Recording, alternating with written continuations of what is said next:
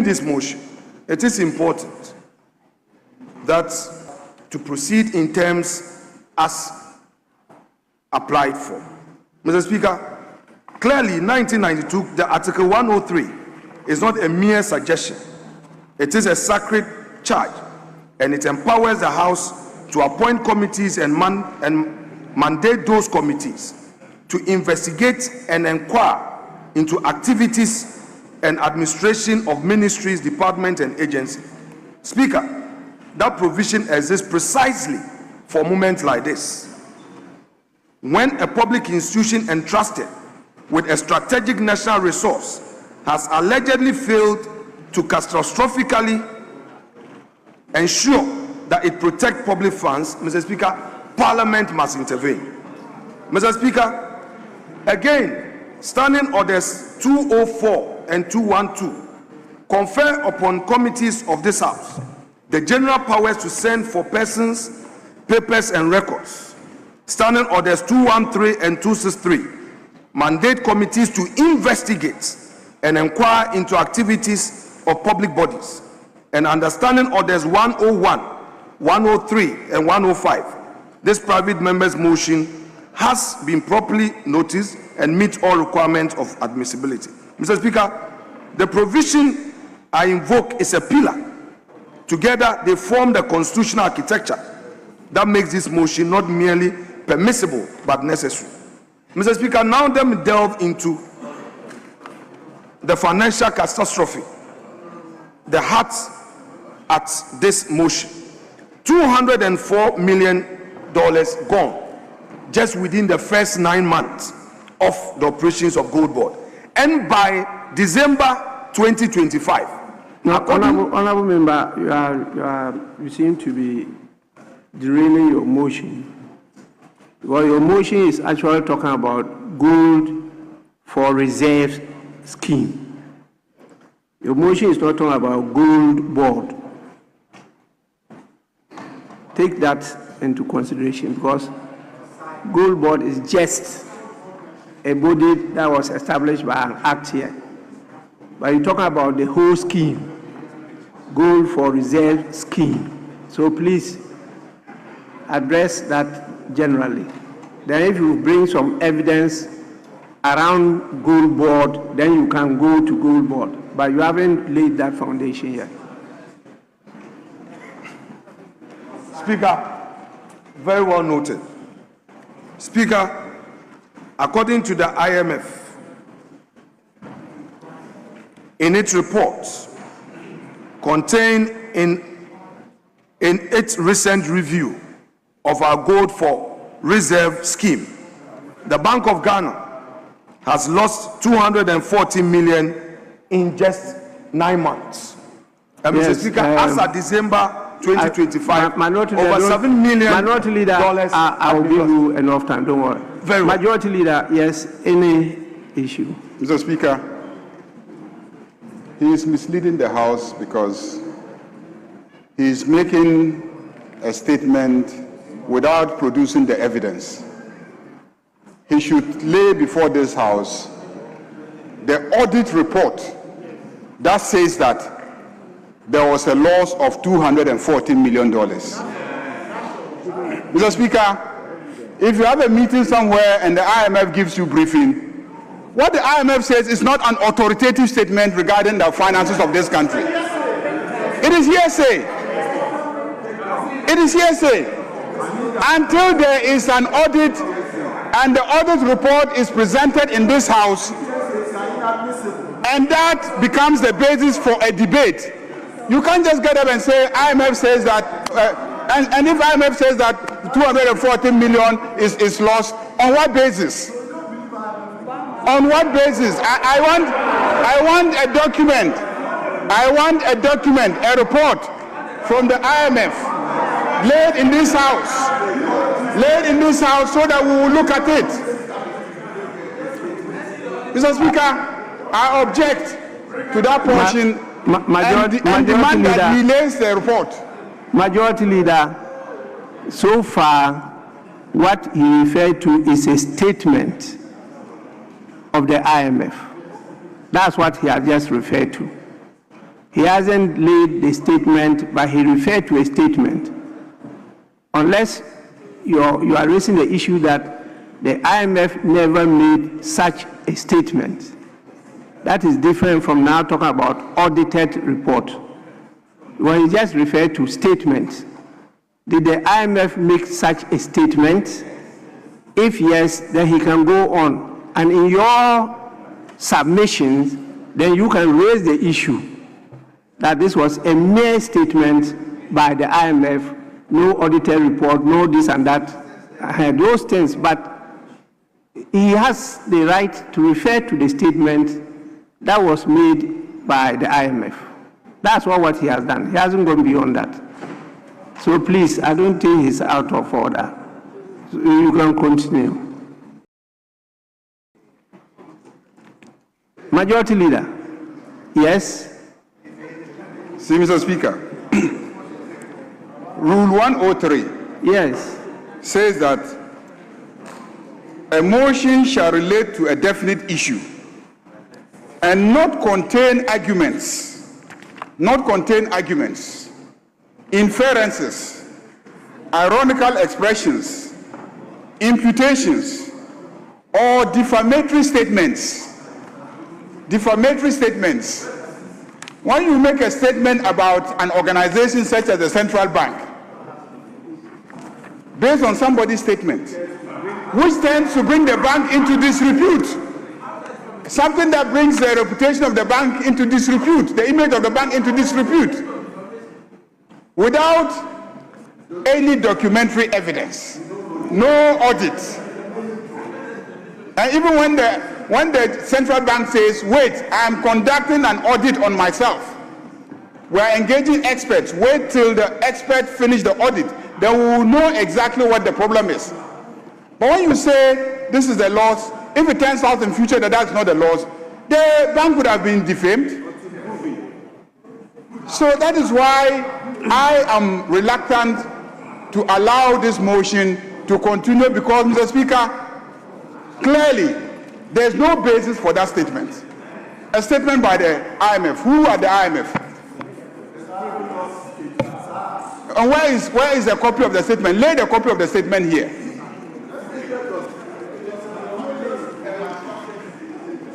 Majority Leader, please, what you refer to in Order 103 talks about a motion. A motion shall relate to a definite issue. That's the first thing. And not. And so you are referring to the motion.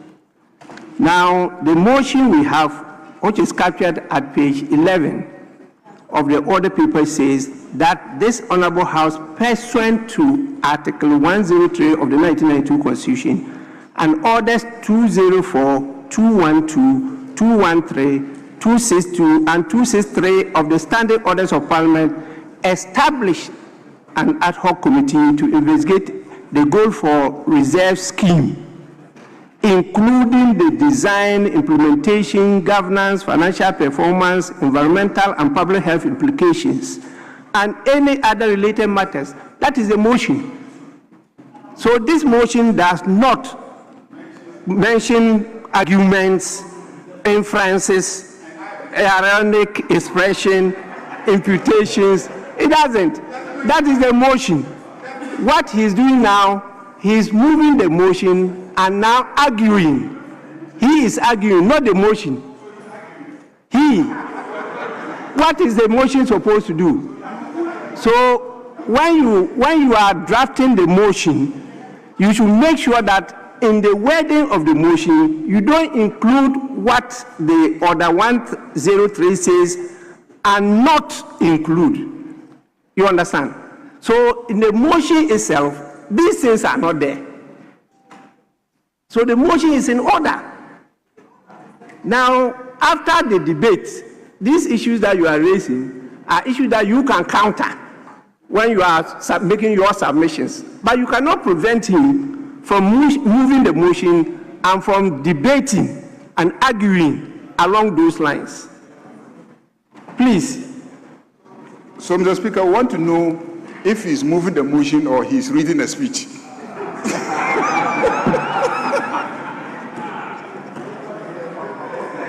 Now, you want us to define what moving a motion means. And if you look at the definition section of the standing orders, a motion is defined. And so you see what the person is called upon to do. Yes, and when you are asked to move a motion by the definition, what are you expected to do? Read it. Motion. What are you expected to do?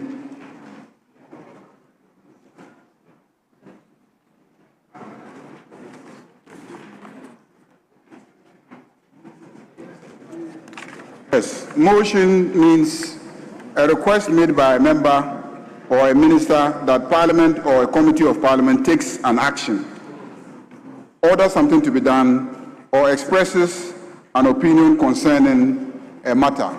So he should just move the motion. move the motion. The motion is captured here. The motion is captured here. So move the motion. Then we can start the debate. Mr. Speaker, he is not even listed as a sponsor of the motion. He is not listed as a sponsor of the motion. So Mr. Speaker, you were magnanimous to allow him to move the motion on behalf of other people. So let us hear him move the motion, after which we can then go into the debate. If he is one of the debaters, he can say so. Then when it is his turn to debate it, then he will debate it. But the dispensation granted by the Speaker is for you to move the motion. And the motion is very simple. Just move it and then we can go into the debate.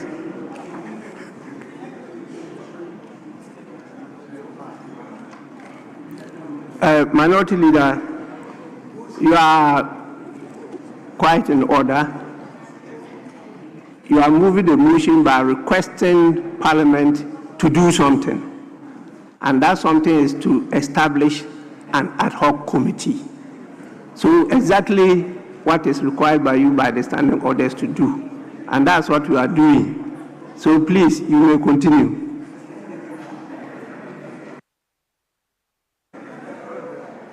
Speaker, thank you very much.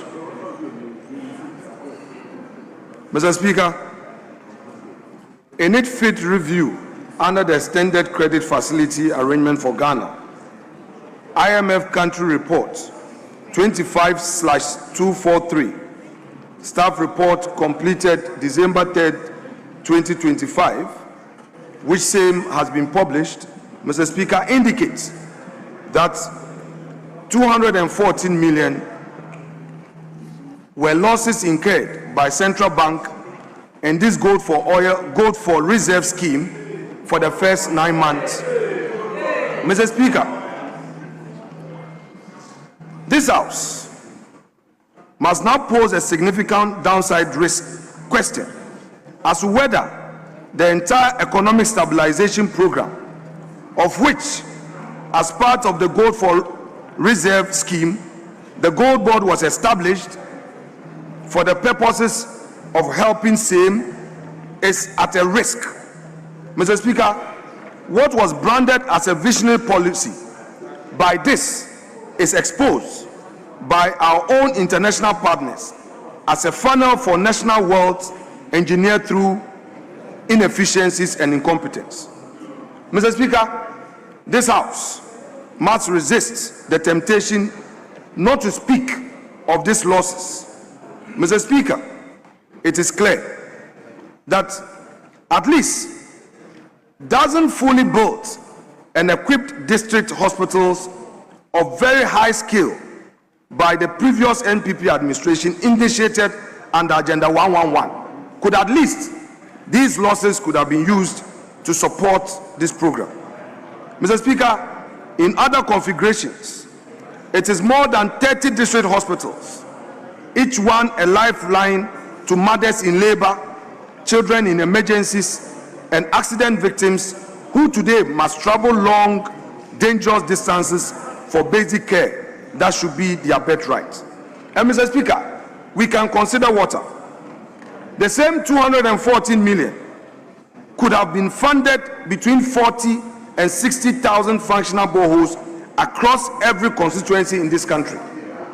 Enough to give every school, every chip compound, and every rural community reliable access to clean, safe water.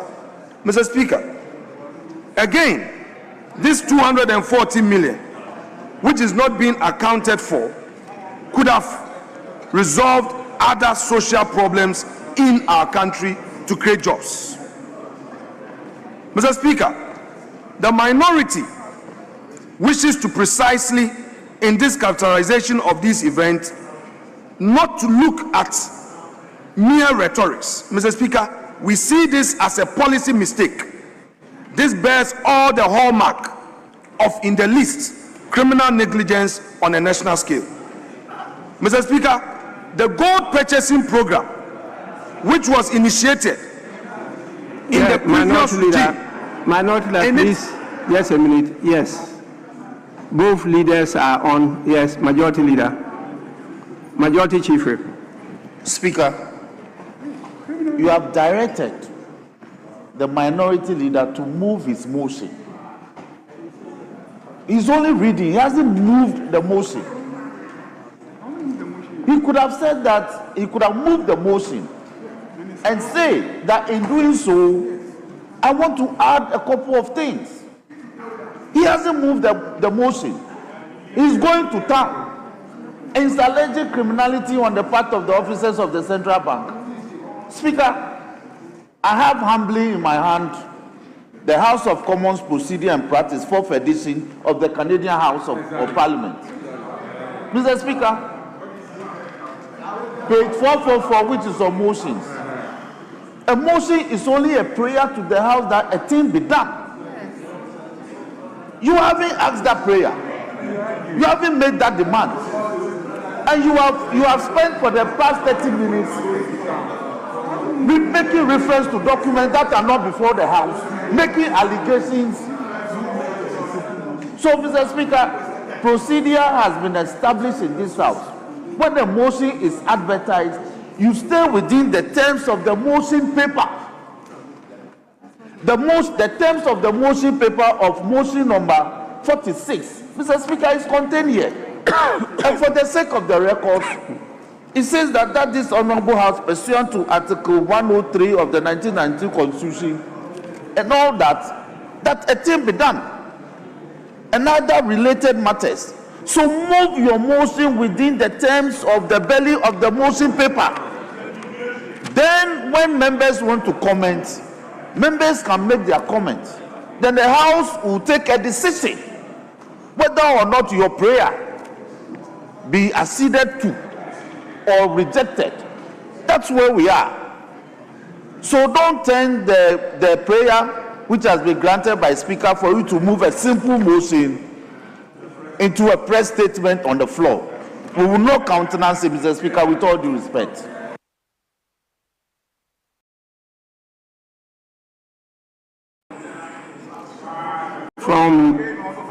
From the issues raised by the Majority Chief Whip, the only thing I can ask you to take on board is the choice of words.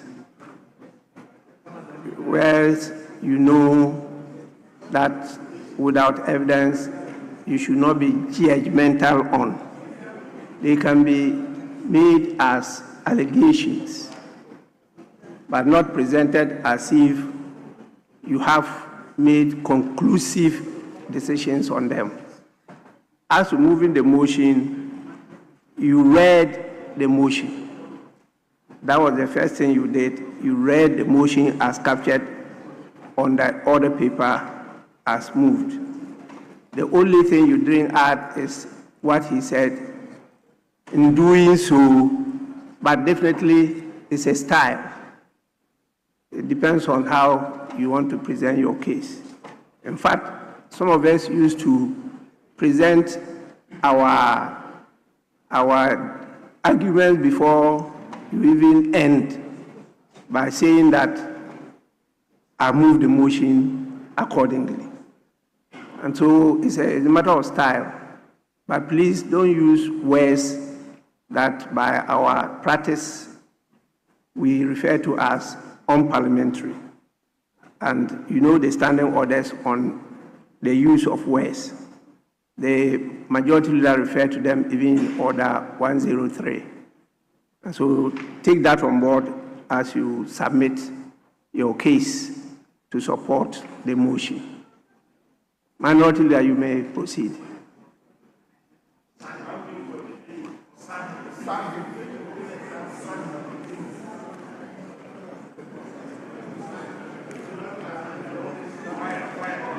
Mr. Speaker,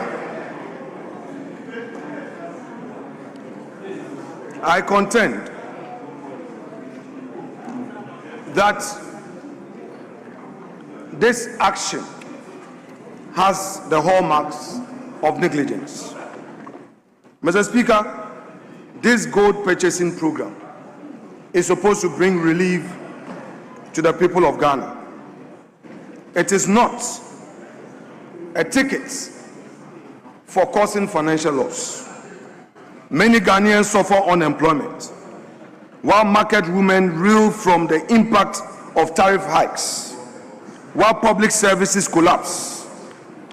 A small and well-connected elite cannot participate in this program, which program will lead to wealth creation and losses to the state. Mr. Speaker, this cannot be acceptable. Mr. Speaker, we also believe that the environmental complicity must be looked at. And on this, Mr. Speaker, I submit that the issues of Galamsey that is unfolding in our country and linked directly to indiscriminate mining is causing our environment. Mr. Speaker, illegal mining has exploded to unprecedented levels, and we all know that as a country. Our rivers, the Pra, Birim, the Ankobra, are all contaminated with mercury and cyanide. Our forest reserves are being razed. Our cocoa farms, the backbone of rural livelihood, are being destroyed. Mr. Speaker, as global gold prices surged, this government responded not with enforcement and accountability, but with a buying scheme that has effectively legitimized destruction. I beg to submit. Mr. Speaker, under the Gold for Reserve scheme, we know that the main vehicle undertaking this enterprise is Gold Board. Mr. Speaker, its operations, in our view, does not distinguish between regularly mined gold and illicit gold. Mr. Speaker, that gap in regulation must be looked at. Mr. Speaker, mining experts and civil society organizations have raised serious and documented questions about Gold Board's supply chain. The entity claims to purchase only from licensed miners, but it cannot demonstrate that the gold it buys does not originate from legal sources. Speaker, specialists have warned, and they have warned repeatedly, that much of this so-called small-scale gold is laundered through formal license held as cover for illegal operations. Speaker, Gold Board's disclosure practices fall catastrophically short of international standards. It cannot provide mine-level traceability. It lists only broad regional sources in flagrant disregard of OECD guidelines for responsible mineral supply chains. Mr. Speaker, I state this plainly. When an institution cannot prove it is not funding Galamsey, it has lost all moral credibility. When a government defends such an institution and turns its face away from the evidence, it becomes complicit in national destruction. The human cost is not an abstract. Communities along our degraded waterways report rising incidents of skin diseases, kidney failures, and mysterious ailments directly attributable to the exposure to mercury. Mr. Speaker, our children are being poisoned. Farmers have lost their land and their livelihoods to the advancing front of illegal mining. Future generations will inherit not gold reserves, but poisoned land and dead rivers. Because this government chose profit for a connected few and disregarded the social impact on our environment. Mr. Speaker, on this score, I submit that this is environmental murder and Parliament must say so. Mr. Speaker, let me proceed to state why there must be a committee to look into this matter. Speaker, this motion set out 5 specific and interlocking areas of inquiry, each of which correspond directly to one dimension of the betrayal I have described supra. Permit me to walk this House through them. 1. The committee shall investigate the legality and regulatory framework governing the operations of this Go for Reserves program. Specifically, look into Gold Board's operations under the Gold Board Act of 2025, Act 1140, and all applicable laws. Mr. Speaker, on this, an important question that would beg for an answer is whether the scheme was lawfully structured from the outset as a fundamental issue to be considered. Mr. Speaker, if the architecture itself was defective, if the legal framework was bent to accommodate interests of connected off-takers and intermediaries, then Parliament must know. This is the probe into what the minority has called institutionalized robbery scheme. Second, the committee shall examine the systems and procedures adopted specifically by Gold Board to ensure that gold purchased or exported is lawfully sourced and environmentally compliant. Mr. Speaker, this goes to the very heart of the due diligence failure and the laundering of illegally mined gold, as we have already argued. Can Gold Board demonstrate, Mr. Speaker, with verifiable evidence that its supply chains are clean? The committee must compel the demonstration or confirm its absence. Third, the committee shall scrutinize the adequacy of Gold Board's governance, transparency, risk management, and accountability mechanism. This is the lens through which to examine what I have called the arrogance of inefficiency at the highest level. Mr. Speaker, failure to put in place a system that would have prevented this catastrophe is what, Mr. Speaker, the minority is very concerned about. Fourth, the committee shall investigate the environmental, social, economic, and investment-related implications of Gold Board's operations. Mr. Speaker, this takes us to the roots of the ecological collapse I have described earlier. The poisoned rivers, the dead farmlands, the communities drinking mercury. Mr. Speaker, fifth and finally, the committee is empowered to investigate any other matter incidental or consequential to the foregoing. And Mr. Speaker, in an investigation of this complexity and this gravity, we must not constrain committees reach prematurely. We must leave no stone unturned, no document unexamined, no testimony unheard. Mr. Speaker, the Ghanaian people deserve how and why there should be gold for reserves program, and same would lead to losses. To the extent that, Mr. Speaker, unconfirmed reports has said that as of December, the 214 million losses had moved to $700 million. Mr. Speaker, now let me deal with the composition and powers of the committee. I again submit that the ad hoc committee has been proposed in this motion be constituted according to the standing orders 209 and 262, reflecting the numerical strength and the different shades of opinion in this House. This committee, of course, will be bipartisan, and let me be clear about what this means. The minority is not seeking to create a partisan instrument. We are seeking the creation of a credible, independent parliamentary body that commands the confidence of the Ghanaian public. Mr. Speaker, we don't want CSOs and the media to take away the mandate of Parliament. We in this chamber have the capacity to undertake our constitutional mandate, regardless of which side we belong. Mr. Speaker, if we fail in this mandate, other bodies outside of Parliament will definitely show interest and do it. And I do not want us, Mr. Speaker, after they have discussed, they have investigated and issued the report, then Parliament as a secondary matter take it up for debate. Mr. Speaker, that should not be the case.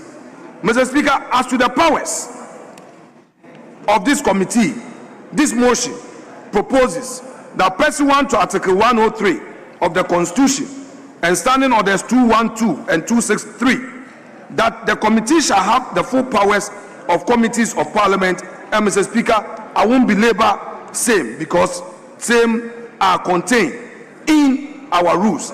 However, for sake of time, I would want to delve into just one matter, that the power to send for persons, papers and records of Gold Board and Bank of Ghana, Mr. Speaker, must be part of the mandate. There should be any law that may bar this committee from doing its work. No institution under reference should hide behind institutional opacity and therefore claim that Parliament cannot look into its records. Bank of Ghana must avail itself. Gold Board must avail itself. Mr. Speaker, $204 million is so huge an amount. Mr. Speaker, again, the powers to summon officers of Gold Board, Bank of Ghana, and other public institutions, including Mineral Commission, to appear and give testimony must be part of its mandate. We don't need press releases. We don't need social media posts. The evidence must be procured under oath before the people's representatives. Mr. Speaker, the power to conduct public hearing. It is again my submission that this committee must have all the powers to conduct public hearing. The human cause of this betrayal must be heard. Communities whose rivers are poisoned, farmers whose land has been destroyed, experts who have raised the alarm. Mr. Speaker, their voices must be heard in public. Organized labor has raised an alarm. They must be heard. Mr. Speaker, the power to administer oaths and solemn affirmations to witnesses in accordance with Standing Orders 275 and 276 must be relied upon. The power to engage independent experts and consultants where necessary in accordance with Standing Order 274 must also be relied upon.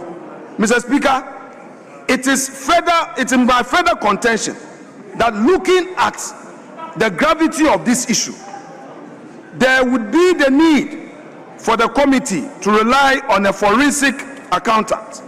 We need environmental scientists. We need those who can look into the books of Gold Board and Bank of Ghana and ask the relevant questions to aid the committee in its work. Mr. Speaker, now let me turn to the formal text of the resolution as set out in the motion. I invite the House to hear them in full, for they constitute the operative heart of what this chamber is being called upon to do. Mr. Speaker, 1, that this Honorable House, acting pursuant to Article 103 of the 1992 Constitution and Standing Orders 204, 212, 213, 262, and 263, hereby appoint an ad hoc committee on the operations of Gold Board to investigate and inquire into the operations of the Gold for Reserve program since the commencement or since the coming into force of the Gold Board Act 2025, Act 1140. Mr. Speaker, on the composition of the committee. Honourable Member, this one you read is not the text of the motion. The text of the motion is captured on the order paper. You have added some other things, used some words that are not in the motion. I don't know which one you want us to take. What you are just concluding now, or what you started with. Speaker, with respect, I take your guidance and rely on the advertised motion, the text of the advertised motion, Yes. which I relied on supra. Thank you. Mr. Speaker, the composition of the committee, that the ad hoc committee shall be constituted in accordance with the standing orders 209 and 262, reflecting the numerical strength of the House. Mr. Speaker, may I go into the scope of the inquiry? It is also proposed that, Mr. Speaker, the ad hoc committee shall investigate and inquire into A, the legality and regulatory framework governing Gold Board's operation, the system and procedures adopted by Gold Board to ensure that gold purchased or exported is lawfully sourced and environmentally compliant. C, the adequacy of Gold Board's governance, transparency, risk management, and accountability mechanism. D, the environmental, social, and economic investment-related implication of Gold Board's operations. And, Mr. Speaker, finally, any other matter incidental or consequential to the foregoing. Speaker, on reporting and duration of this mandate, Mr. Speaker, I again submit that in accordance with Standing Orders 215 and 283, the ad hoc committee shall submit a report with its findings and recommendations to the House within 30 days of its appointment, and upon the presentation of its report, the committee shall cease to exist in accordance with Standing Order 6 and Standing Order 262. Mr. Speaker, consideration of the report.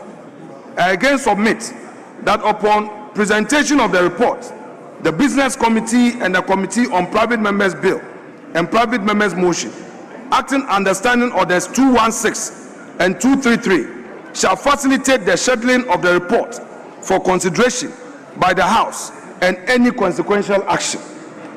Mr. Speaker, the non-negotiable demands of the minority.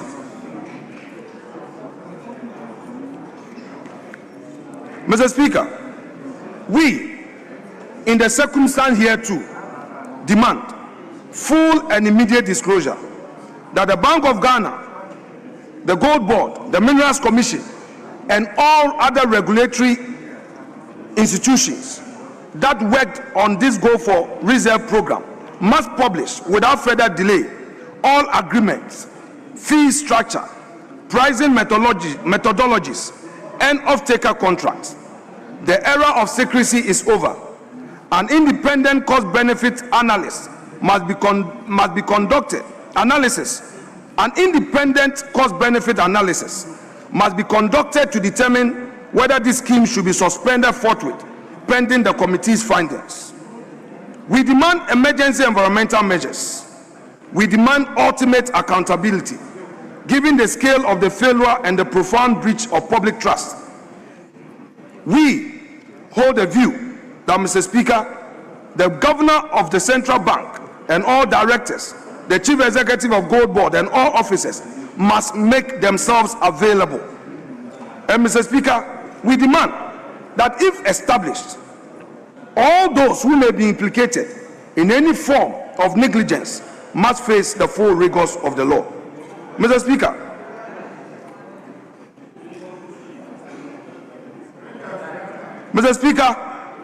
this motion is not being pursued to witch hunt anybody. Mr. Speaker, it is being pursued in the national interest. We know that, Mr. Speaker, if indeed the government meant well in establishing this Gold for Reserve program, then at all material times, government was required to make provisions for all charges and same must come to Parliament for approval. Mr. Speaker, it is important to note that soon after filing this motion, an emergency board meeting was called, and the initial 15% fees that was being paid, the Gold Board and the Bank of Ghana reduced these charges to 9.75%. Mr. Speaker, this means that what the minority was seeking was on the right course. But for the alarm we raised, the charges would have remained at 15%. This must be celebrated by this House. And we believe that if this motion is carried, the nation stands to gain more by way of the charges that are going into individual pockets. You cannot sell gold and make losses. Mr. Speaker, if the government is minded... Honorable Minority Leader, you are calling on the House to establish an ad hoc committee to investigate. So the issue is that the facts,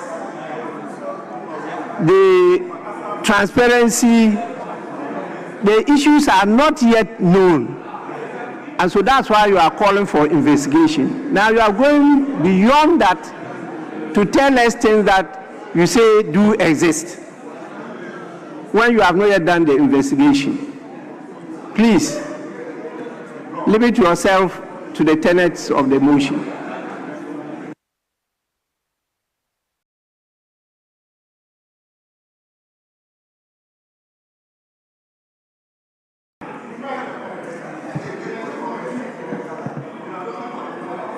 Mr. Speaker,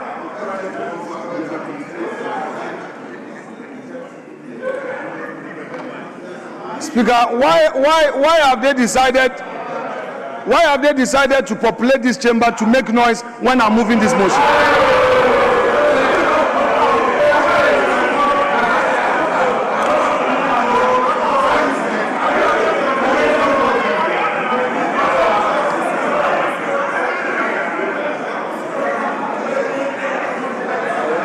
Yes,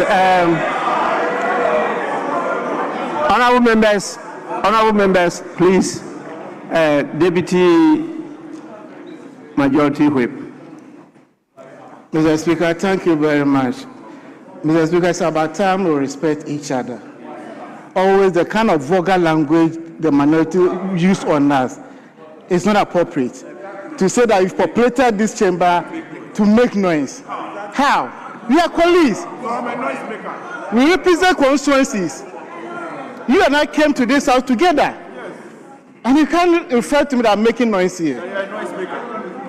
We respect leaders, and leaders must respect everyone. Please, withdraw that statement. Mr. Speaker, since I started with my motion, I decided to keep my calm. I will respond to you. Mr. Speaker, they populated the chamber and they've been making noise. That is my argument. You've been making noise. Shout, I demand your silence. I demand your silence. You should be quiet and listen.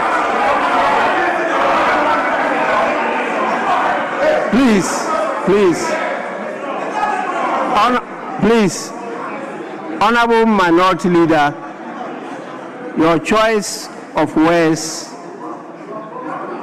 were offensive. Please, honorable members, throughout your submissions, I did not hear noise in the House. Objections were raised, which are acknowledged and are overruled. But after I did that, the right side of the House were listening to you attentively. In fact, there are occasions that really, if people were very focused on your choice of words, they will raise objections. But I saw the majority leader bent on preparing himself to respond. And so the House was really not noisy. And so for you to say the populated the House to make noise definitely is below the belt. And I think that you should withdraw it and apologize.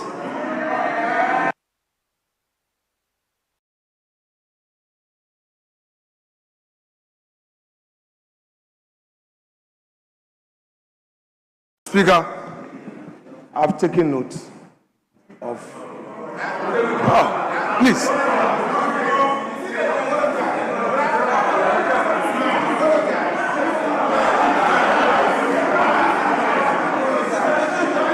Honorable members, minority leader, please. I didn't tell you to take note. I said you should withdraw and apologize.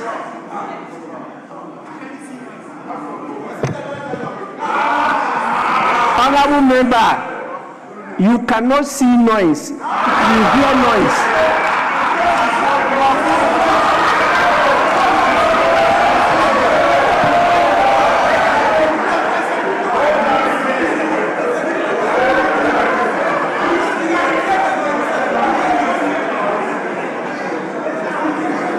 Honorable members, please, now the House is descending into a state of noise. Please, the standing orders are very clear on that. I don't want us to go because it took a long time for us to decide to move the motion today and to conclude it today. And I want that done today. Please. So you may conclude, Minority Leader. Mr. Speaker, I accordingly move in terms of my motion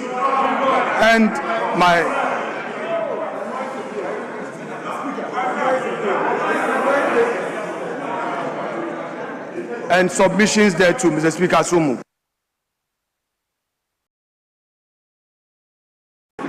Minority Leader, you must obey my directive. Mr. Speaker, yes. I say withdraw and apologize. Mr. Speaker,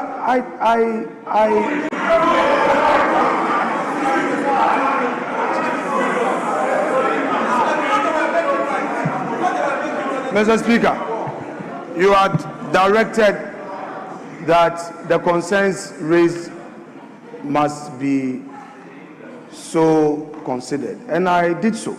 But Mr. Speaker, for the avoidance of doubt, those concerns, I've taken them back. And Mr. Speaker, I tell them as colleagues, they should let it slide. This is a very good day for all of us. Thank you, Mr. Speaker.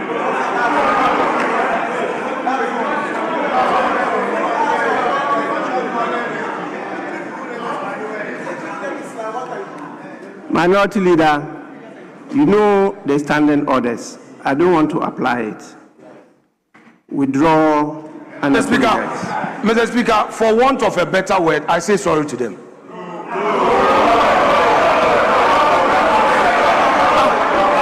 want the apology? Mr. Speaker, they should accept my apology. Mr. Speaker, they should accept my apology.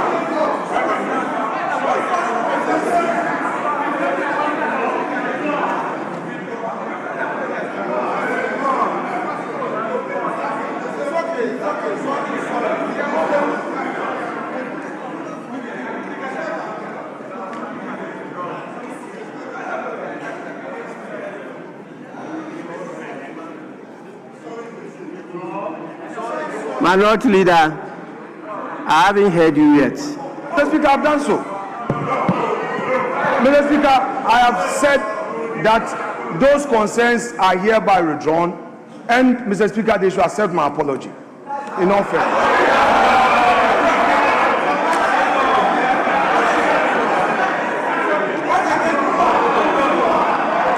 Honorable members, the Minority Leader has withdrawn and apologized and is so accepted. Now he has concluded moving the motion and I'll ask for a seconder. Yes, please. Thank you, Mr. Speaker. Mr. Speaker, I rise to second the motion on the floor. Can we stop the noise? Honorable members, please. Let there be silence. Yes, Majority Chief Whip. She hasn't seconded the motion yet. Yes, please. Thank you, Mr. Speaker. Mr. Speaker, I rise to second the motion on the floor. And in doing so, I'd like to thank you for the opportunity.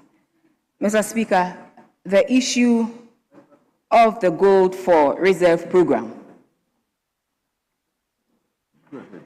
Mr. Speaker, Majority Leader, just a minute.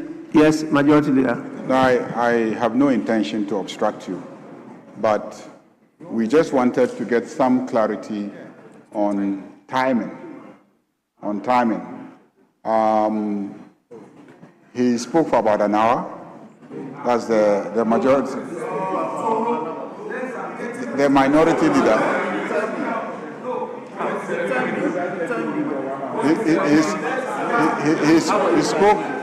He spoke for about an hour, Mr. Speaker, and the person seconding, and those who are going to participate in the debate. I just thought you should give some directions regarding timing. Otherwise, then, you know... Majority Leader, that should have been from the very beginning. Yes. Once we didn't do that, leave the issue of timing to me. I will manage it. So I've taken note of everything. Yes, please.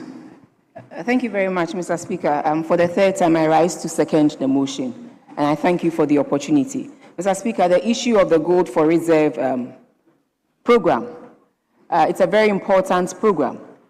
And when you look at the costs involved or the losses involved, Mr. Speaker, I wonder why not so much is being done about it.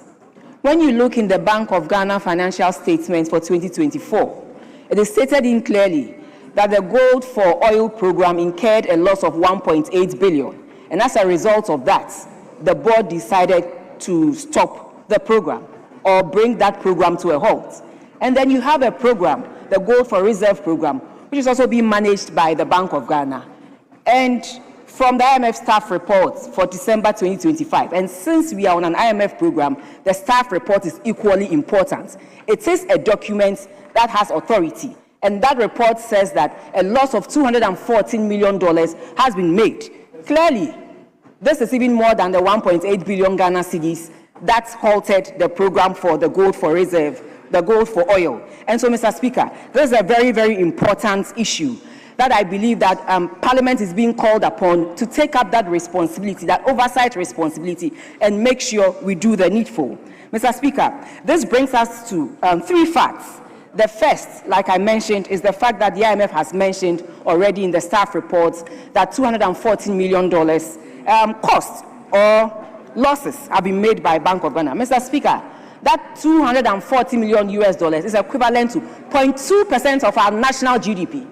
It's equivalent to 0.2%, Mr. Speaker, of our national GDP. So it tells you the quantum of costs or losses that we have incurred on this program alone.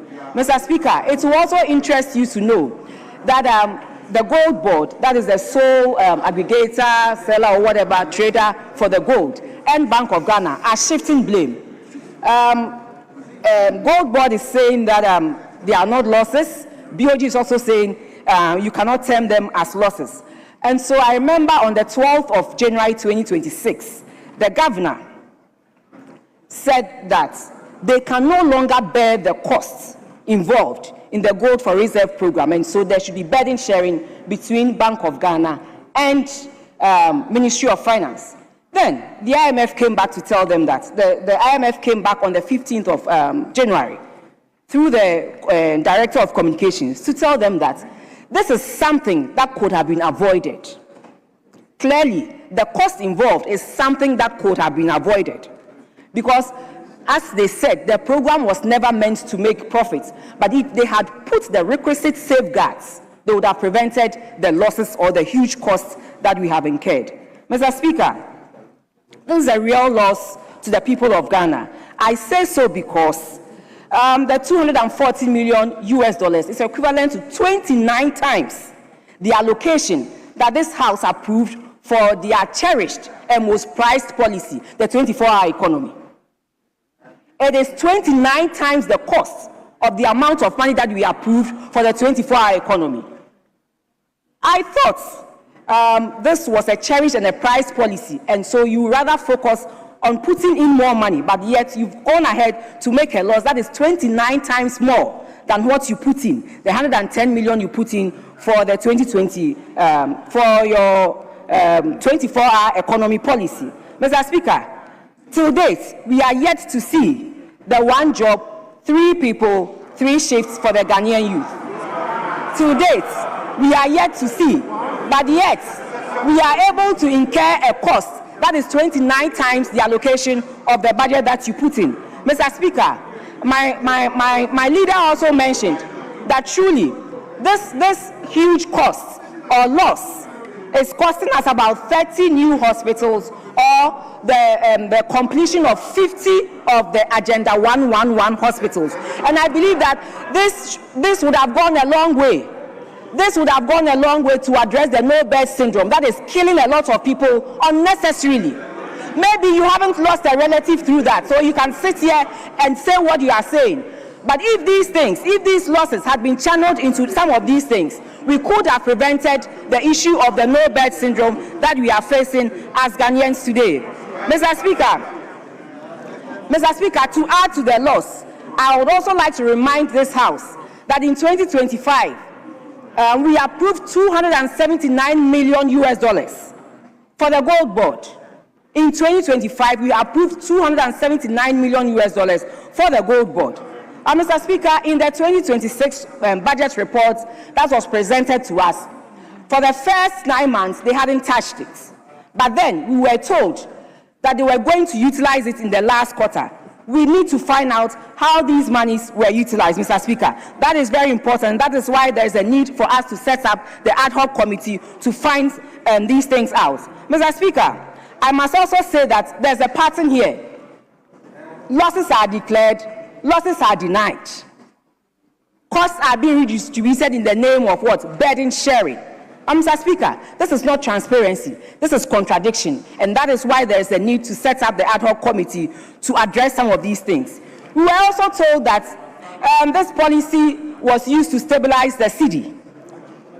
Surprisingly, it was able to stabilize the cedi, but it wasn't able to sustain the costs involved. How is that possible, Mr. Speaker? How is that possible? And that is why there's a need for us to set up the ad hoc committee to look at some of these things. Mr. Speaker, there was also another thing that the IMF flagged, and that was the significant downside risk, Mr. Speaker, arising from the program, including 1, the losses from failed trades, 2, elevated fees, elevated off-taker fees, and high operational costs. Mr. Speaker, in plain language, this is it. They are selling at a very low price, they are buying at a high price, and in between that, there's a lot of costs going on. But Mr. Speaker, trading in something as gold shouldn't incur the huge costs that we are seeing. Maybe we can go to the traders in Abosokai for them to teach us that in trading, we buy low, we sell high, and then we make some money for a rainy day. That is what it is. We buy low, we sell high, and make some money for a rainy day, so that we don't get to incur the huge cost that we are incurring. That is costing us so much in terms of money.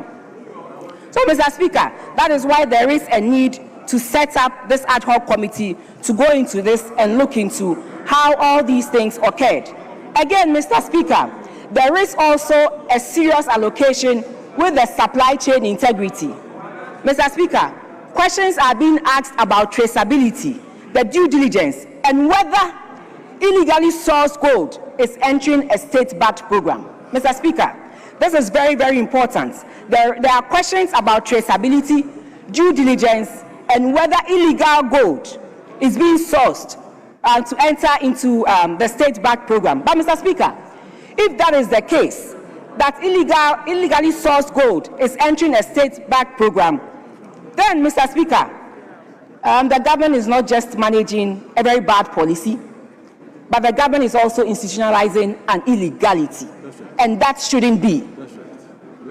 If this is true, Mr. Speaker, then the government is not only managing a very bad policy, but also institutionalizing an illegality that we should quickly, as Parliament, look at it and make sure we bring it to a halt. Mr. Speaker, another concern has to do with the area of procurement.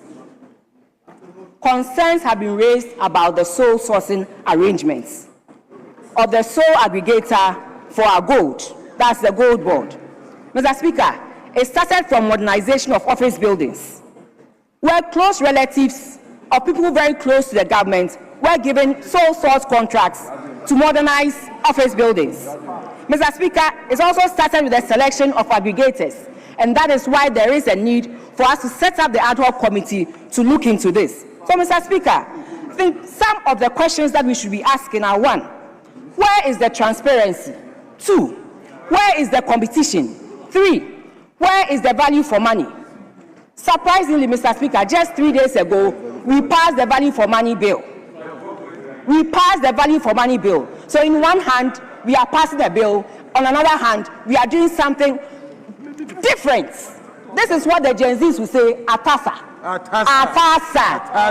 So it's unbelievable. You can't pass a bill with one hand and do something contrary to the bill that you have passed. Mr. Speaker, there is no value for money, and that is why we are urging you to set up this ad hoc committee to make sure some of these things are brought to the fore.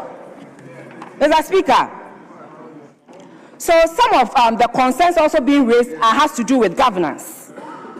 We want to see who are the off-takers, how the prices are determined, and also go into the procurement opacity. Because, Mr. Speaker, we don't understand how procurements are done under this. Mr. Speaker, I remember also last March, the President of the Republic of Ghana, President Mahama, said that under his watch,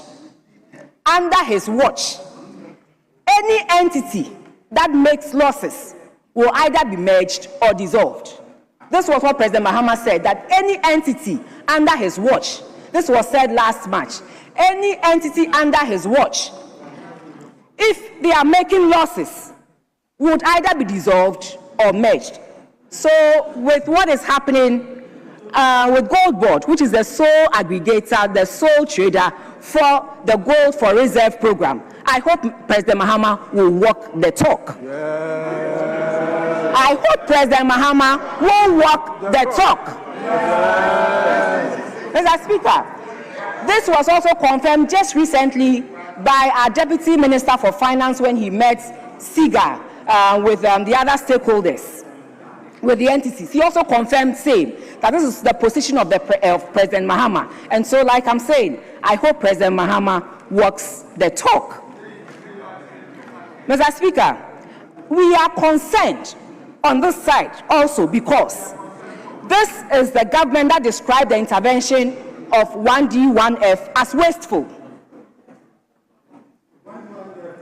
This government described the intervention of 1D, 1F as wasteful. But this intervention provided over 200,000 direct jobs and over 400,000 indirect jobs to Ghanaian citizens. But here we are seeing a loss of $214 million, which is equivalent to 0.2% of our national GDP.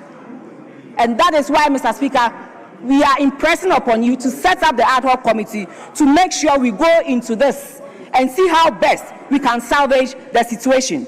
So, Mr. Speaker, in conclusion, just a minute. House is I see the majority chief whip on his feet. Yes, please. Speaker, just to draw your attention to the fact that she's been speaking for 13 minutes. 13 minutes. And And it's true that you indicated that you take note of the length of time that she speaks. Just for the guide that we agree on how long a member in contributing will speak. So she's done 13 minutes, Mr. Speaker. Majority Chief Whip, my attention has never been drawn to the fact that you've agreed on timelines. And so when he raised the issue, I said, once it wasn't done from the very beginning, I am going to take note and manage the time. So please, I'm even surprised we said 30 minutes.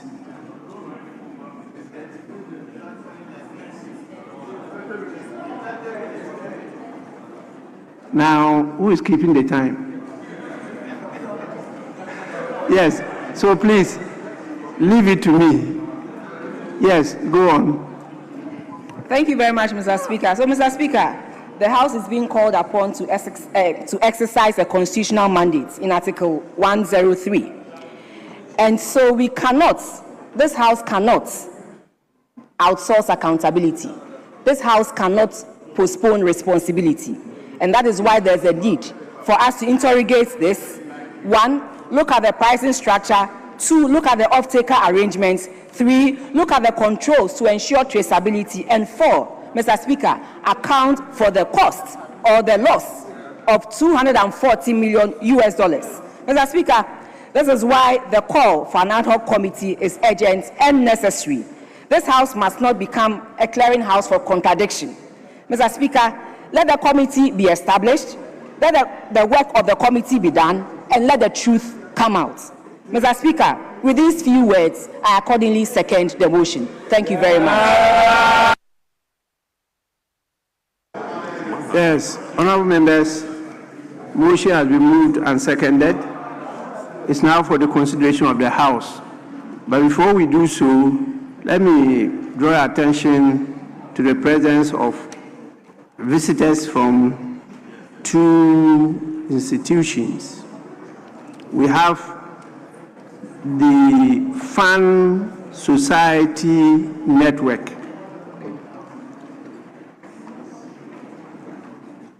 "47 of their members are here, and this network is located in the Ayawaso West.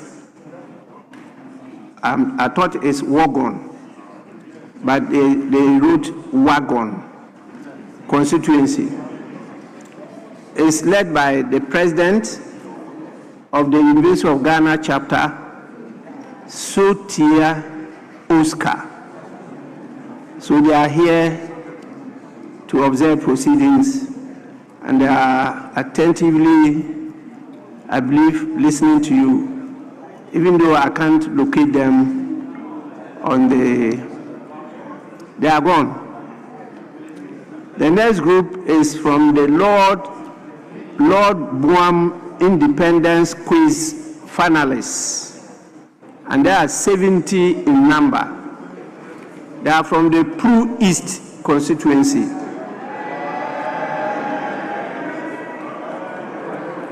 The lead organizer of this group is one James Azupeu.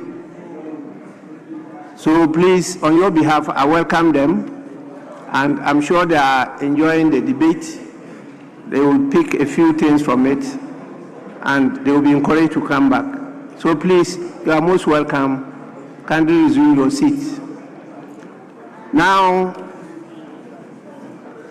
any person that is ready and willing to contribute to the debate. Yes,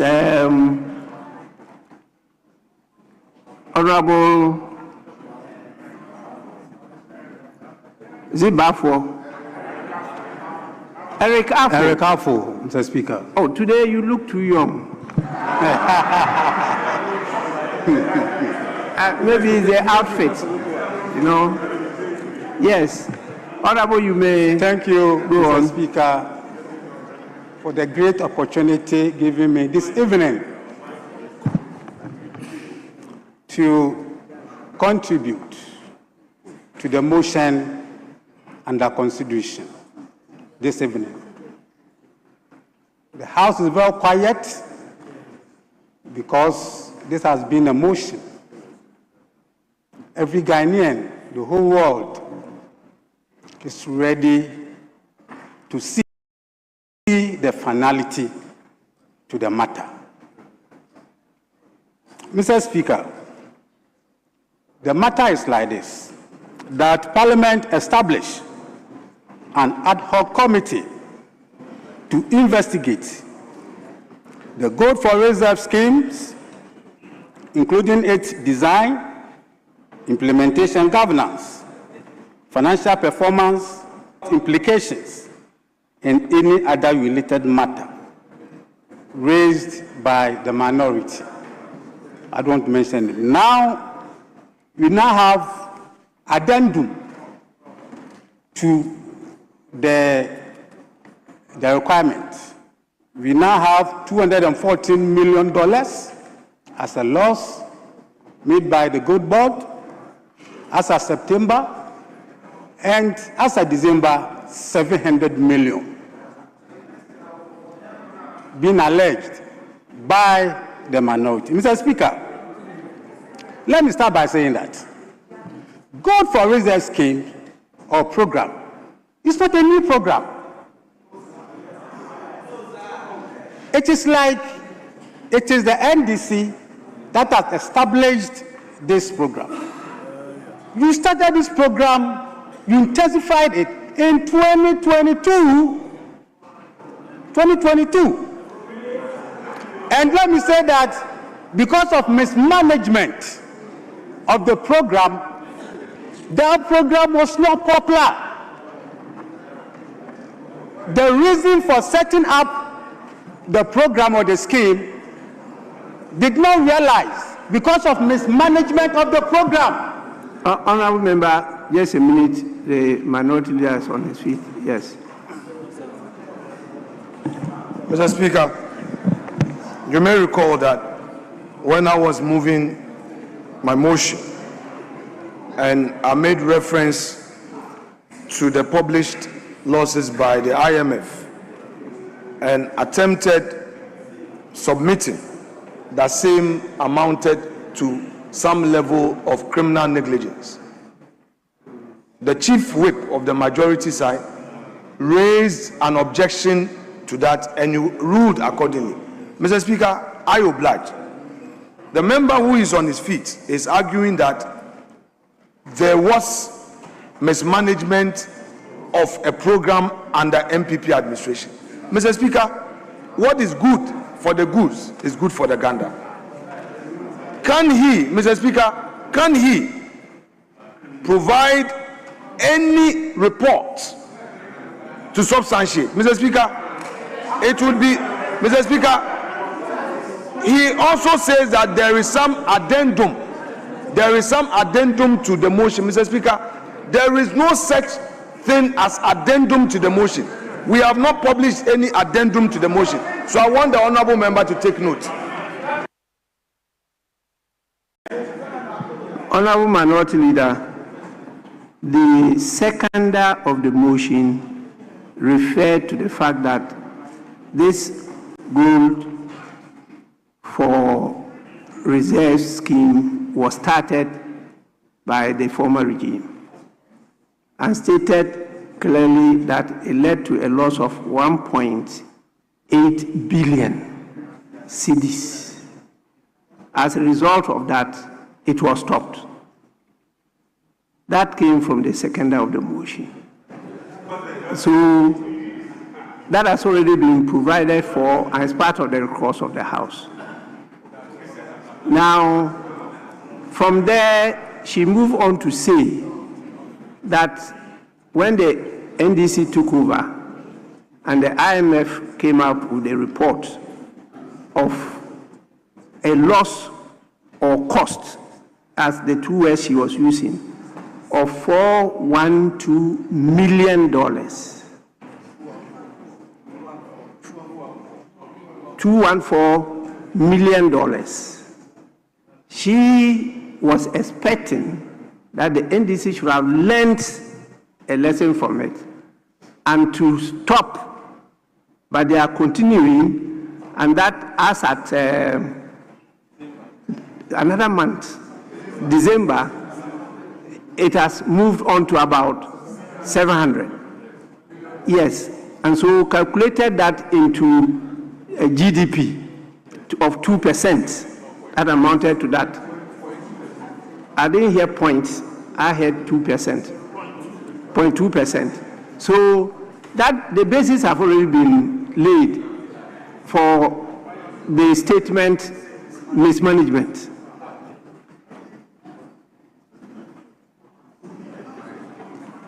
Honorable Minority Leader, if you say that it led to a loss of 1.8 billion cedis, what would that implication be?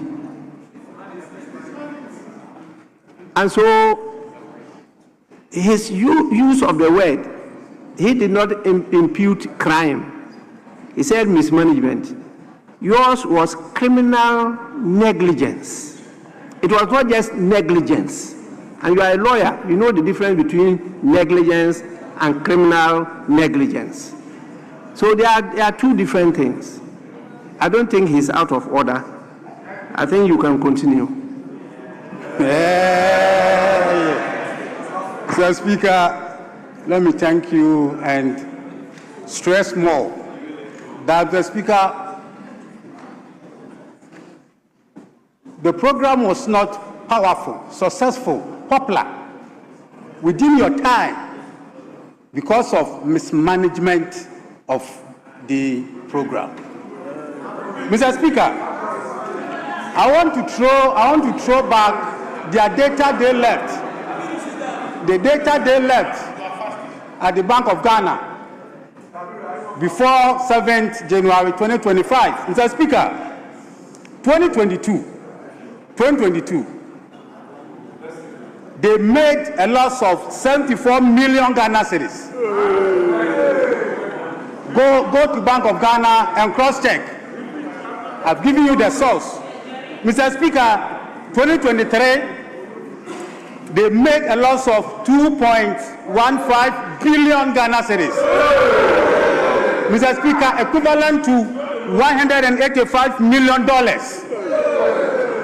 Mr. Speaker, 2024, before they left, it was worse.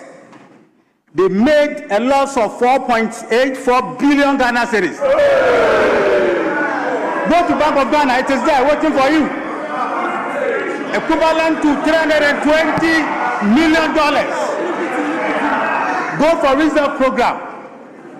Mr. Speaker, aside these losses, the impact, the benefits, economic benefits of the program was insignificant, was minimal. Mr. Speaker, inflation reached 54.3% in 2022. 2022, that was one of the economic impacts of the program. Mr. Speaker, going forward, they were borrowing $2 billion from the Eurobond market every year to supplement the forex. Honourable member, the seconder of the motion is up. So please let me listen to her. Yes, please.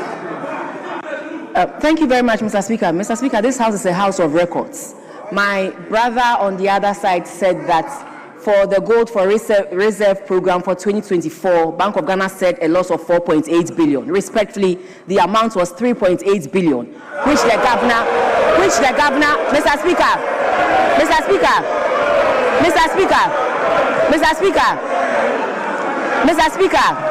I say so. Mr. Speaker. Honourable members, please. Mr. Honourable Speaker. members, let's listen to her. Mr. Speaker, I remember that at a public account sitting. Honourable members, please. Mr. Yes. Speaker, I remember that at a public account sitting, the governor mentioned that there was a 3.8 billion loss, and I asked him to show it to me in the financial statements. which he said he couldn't show to me at that very moment, and that they were going to send it to us. So they never mentioned 4.8. And it's the 3.8 as we speak wasn't in the financial statement as clearly stated as the 1.8 for the Gold for Oil program. Mr. Speaker, and this house is a house of records, and that is why I need to correct my brother on the other side. Respectfully, thank you. Yes, Majority Leader. Mr. Speaker, in January 2026, the multimedia group filed a question based on the Right to Information Act to the Bank of Ghana. And the Bank of Ghana responded on January 12, 2026. And the Bank of Ghana, in that communication, indicated that the loss occasioned for 2024 was 4.8 billion Ghana cedis. 4.8 billion Ghana cedis. This is the document. This is the document. So, Mr. Speaker, whatever conversation you had with the governor of the central bank, that conversation cannot be superseded. That conversation cannot supersede this formal communication. And I'm ready to lay this. I'm ready to lay this as part of the records of the House. I'm ready to lay this as part of the records of the House. So the honorable member is right when he quotes 4.8 billion Ghana cedis. Yes, honorable. Mr. Speaker, respectfully, the governor of the Bank of Ghana. Yes, honorable member.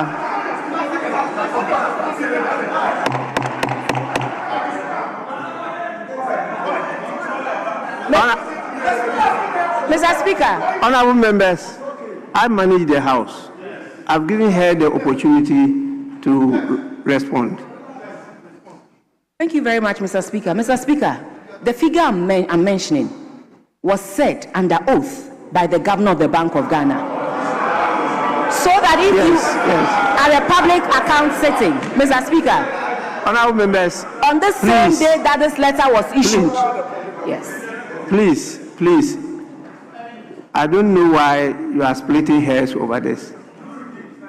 If at the end of the day this House decides to establish the ad hoc committee, it will investigate all these things so that we can get to know the facts. So please, let's move on. Let's move on. We'll flag it and move on. The investigations will reveal, unearth all these things. Yes, honorable member, honorable Eric Afo, please, you may continue. Thank you, Mr. Speaker. Mr. Speaker, I'll give their figures back to them. I'll give it to you. Mr. Speaker, I was on economic benefits. Economic benefits of the Gold for Reserve program. Mr. Speaker, within their time, from 2017 to 2024, you borrowed 604 billion Ghana cedis. MPP alone, for 8 years. Go and do the addition and subtraction. You borrowed 604 billion Ghana cedis. Mr. Speaker, you took the economy and the country to the IMF program. You sold our financial sovereignty.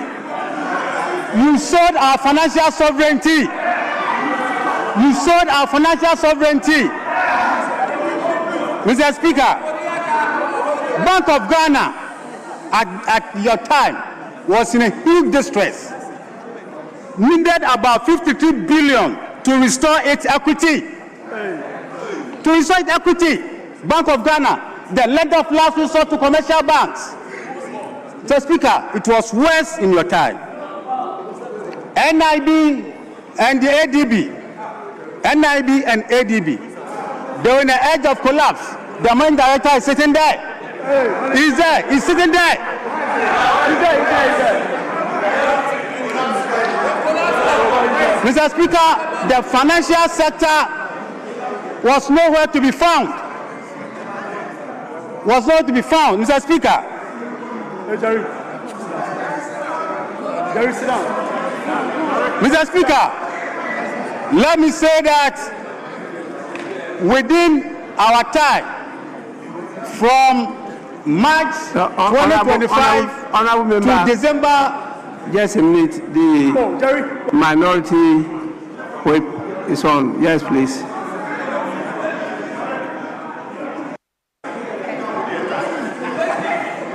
Right Honourable Speaker, thank you very much for the opportunity. Right Honourable Speaker, my colleague is virtually debating outside the motion.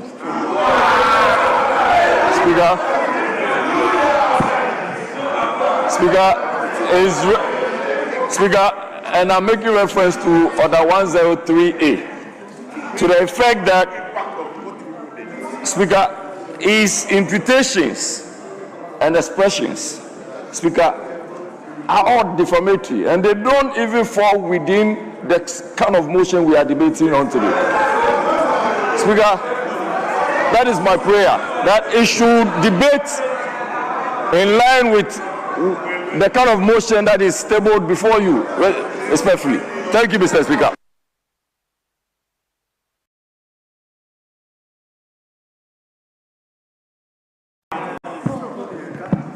Yes, please. You may continue. Mr. Speaker, thank you. Whether you stop me, don't stop me, I'll give it back to you. Honorable member, please, we are not here to be giving it back to the people. It's not a personal Mr. Speaker, I'm guided. duel. I'm guided. I'm guided. Please. I'm guided, Mr. Speaker. Mr. Speaker, when NDC took power in 2025, when we brought in the gold board, which is being discussed today, Mr. Speaker, gold board and the program. Minority Leader, is there any issue? Mr. Speaker, respectfully, I am on my feet in respect of the inference made against Honorable Foucault. Mr. Speaker, when I was on my feet, I said something on a lighter note, but my friend said, no, they took offense, and per your order, I did withdraw and went on to do what you asked me to do. Mr. Speaker, the member debating is saying that a member of Parliament, Mr. Speaker, let's be fair. Honorable Deputy Minister, please allow me to make my point. He now refers to a colleague that he has collapsed NIB. Mr. Speaker, no, Mr. Speaker, exactly, Mr. Speaker, our colleagues must be fair. Mr. Speaker, I want our colleagues must be fair. When sometimes statements are made, even on a lighter note, they take offense. And, Mr. Speaker, if that is how they want things to be, then they must equally be fair in dealing with others. Honorable member who was previously the MD of NIB is here. You can't say, colleague, Mr. Speaker,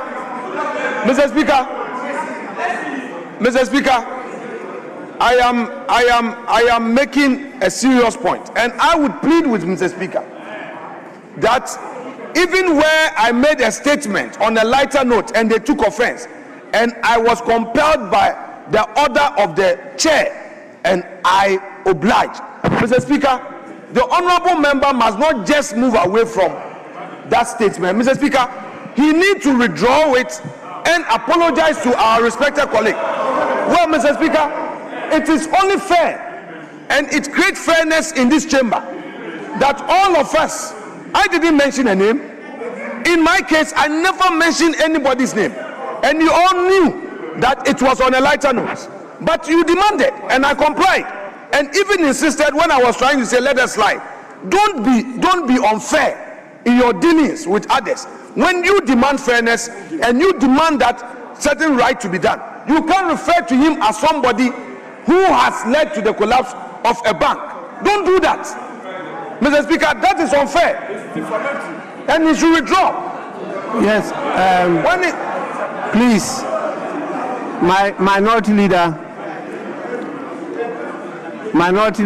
I actually might not have heard him refer to a person.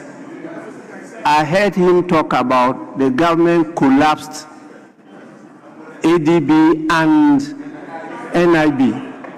I didn't hear a name mentioned, and I am not even aware, and I don't know that one of our members of Parliament was the managing director of ADB. I don't know. Now, minority leader, where I agree with you was the phrase that I'll give it to you, and I objected to that. If it is that one you had called for him to withdraw and apologize, I'll definitely uphold that, because I said that it's not parliamentary. We are not here to be giving it to people, and then I thought that reference was even to the minority whip, deputy whip. And so that's why I objected to it, and I thought you were going to refer to that and call on him to withdraw and apologize. That one would have been very genuine. But you are now bringing our attention to the fact that one of our members was the managing director of ADB, NIB. No, you didn't manage NIB. You didn't manage NIB. Yes. So minority leader, that's where I agree with you. That one, I'll call on him to withdraw and apologize. Yes, please. Honorable Eric Affle. Mr. Speaker, thank you. I take guidance from you. I withdraw, and I'm very sorry. Mr. Speaker, I apologize. Mr. Speaker, I apologize. Mr. Speaker, I apologize for that. Mr. Speaker, I apologize for that. Please. Mr. Speaker, did I hear you say I apologize and... Mr. Speaker, I have apologized for what I said. Thank you. I've withdrawn and I've apologized. Have we withdrawn the statement? It is withdrawn, Mr. Speaker. Thank you. You may go on. For your guidance. Mr. Speaker, coming back to the era of the NDC, from March to September, which is a period under consideration, Mr. Speaker, we have made an accumulated figure of 10.8 billion Ghana cedis as reserve. 10.8 billion Ghana cedis, no, dollars as reserve. Dollars through the Gold for Reserve program. $10.8 billion. Mr. Speaker, this is with a lot of economic benefits. And let me take it one by one. Mr. Speaker, the cedi has appreciated to the dollar about 4.7% against the US dollar. Mr. Speaker, at that time, once $1 was to 17, 40.7% appreciation of the cedi. Mr. Speaker, this is a figure I'm giving you. 40.7% appreciation of the cedi. Hold your peace. Mr. Speaker, hold your peace. Hold your peace. Inflation. Please. Hold on. Yes.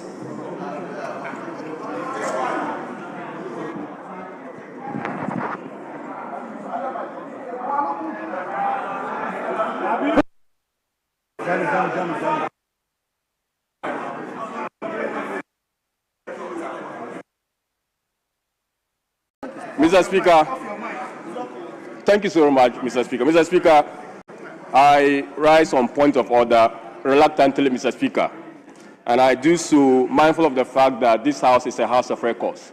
Mr. Speaker, I know your fidelity to the facts, and I know that you would not allow a statement that is not born out of the facts to get into Hansard. And it's for that reason that I am drawing your Honorable Chair to that particular issue that has been raised by my colleague. My colleague in his submission stated unequivocally that there was 10 billion earnings for the Gold for Reserve program. 10 billion. He mentioned over $10 billion. Mr. Speaker, that is not true. Mr. Speaker, let us not conflate the gold trading program with the domestic Gold for Reserve program. There are two separate things. What is on record?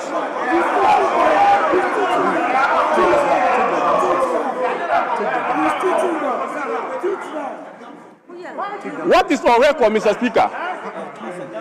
What is on record, Mr. Speaker, is that the Bank of Ghana is undertaking the Gold for Reserve program.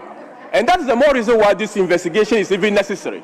That we have not come to the determination of how much of the Gold for Reserve has accumulated. What we know is that they have sold half of our gold reserves, which is a fact, Mr. Speaker. But as to how much the Gold for Reserve has introduced into our foreign exchange holdings, we don't know as of now. The last report of the Bank of Ghana states that our foreign reserves now stands at about 13 billion. Mr. Speaker, the 13 billion includes legacy accumulation of these reserves. And he's saying that some 10 billion is associated with what they have done. It cannot be true. What is a fact is that the Bank of Ghana, together with the Gold Board, has reported that their gold trading program has produced some $10.8 billion. That is different from the Gold for Reserve program, and I want that Hansa to capture that. And what he's saying is not a fact, Mr. Speaker. Thank you very much. Yes, Majority Chief Whip. Mr. Speaker, there are procedural ways of interrupting debate. In pursuance of Order 122, when you get up to indicate that you are on a point of order, you must indicate whether you are doing so by way of a privilege suddenly arising or a point of information, elucidation, or clarification. What the Honorable Kabiru got up to do was simply to get up to interrupt the Honorable member without any basis. So, Mr. Speaker, he was completely out of order. Yes, he was out of order. Yes, Majority Chief Whip, you are right. He was actually out of order because all these figures that are being churned out are things to be investigated. So at the end of the day, the facts will be determined after the investigation. So when you get up and you mention a figure, it's difficult for me to say that that figure is incorrect or is not factual. So you have also mentioned some figures. Now, you have also drawn my attention to the fact that there is a vast difference between gold for reserves and then gold reserves in the bank. You are trying to show the difference. That will be part of the investigations for us to see the differences. Some of you are using it as a program, and some of you are using the word a scheme. Now, there's a difference between a program and a scheme. But these are the submissions we are making now, and that underscores the need for us to establish the committee to investigate. So you don't start raising these things unless at the end of the day, the House raises some other fundamental issue to show that there is no need for us to establish the ad hoc committee. But you are laying the grounds for us to go further into this matter because doubts in many areas are being raised, which need to be clarified. So I'm taking note of all these points. It's too early in the day for me without any basis to come out to say what he said is not factual. So you are completely out of order. Yes, Honorable Eric Afful may continue. Thank you, Mr. Speaker. Mr. Speaker, one of the benefits, economic benefits, is that the rate of inflation has dropped from 23.8% in December 2024 to 3.3% in February 2025. This is one of the economic benefits. Mr. Speaker, the banks, the commercial banks, are now chasing investors to come for loans at the negotiated interest rate, some below 15%. This is what is happening in Ghana here. Mr. Speaker, this is very important. The chief motive of Gold for Reserve scheme or program is to raise our gross international reserves. Gross international reserves in Ghana. Mr. Speaker, as I speak now, our gross international reserves stand at $14.8 billion. $14.8 billion. Mr. Speaker, it is equivalent to 5.8 months of import cover. Mr. Speaker, through this program, we have also arranged that by 2026, end of 26, gross national reserves will hit at 8.6 months of import cover. Mr. Speaker, by 2027, it will hit at 11.8 months of import cover. Mr. Speaker, finally, 2028, it will hit at 15 months of import cover. Mr. Speaker, this is done under the Ghana as a related national reserve accumulation policy, which we have just said. Mr. Speaker, this is what I want my honorable members to know, that you cannot make a financial declaration of a loss without picking it from an audited account of that organization. You cannot pick it that this is a loss. No. Where did you get it? Where did you see it? Where did you find it? Mr. Speaker, let me quote Act 1140, 23:1. The Gold Board shall keep books, records, returns of accounts, and other documents relevant to the accounts in the form approved by the Auditor General. 2, the Board of Directors shall submit the accounts of Gold Board to the Auditor General for audit at the end of financial year. 3, the Auditor General shall within 6 months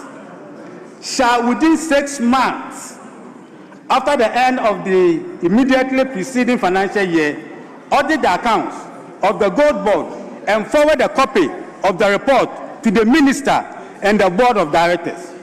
4, the financial year of the Gold Board shall be the same as the financial year of the government. Mr. Speaker, the reason I'm referring the House to this is that Gold Board issue, Gold Board finances are now being audited. So where are you getting our figures from? People are saying $214 million as of September, $700 million as of December. Where did you pick these figures from? I'm surprised. So we reject your figures. We reject your figures. It's never true. We reject your motion. The motion we reject it. It's never true. Mr. Speaker, a lot has been said.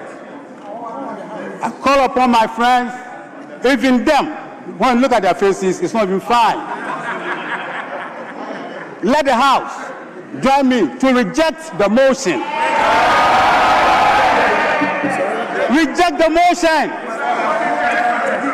It should be aborted now.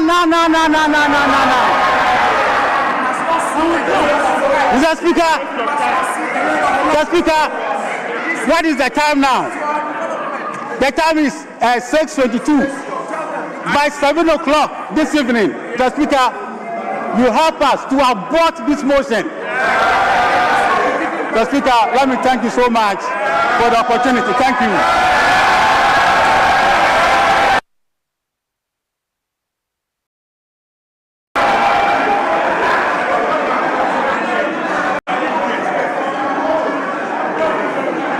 Yes,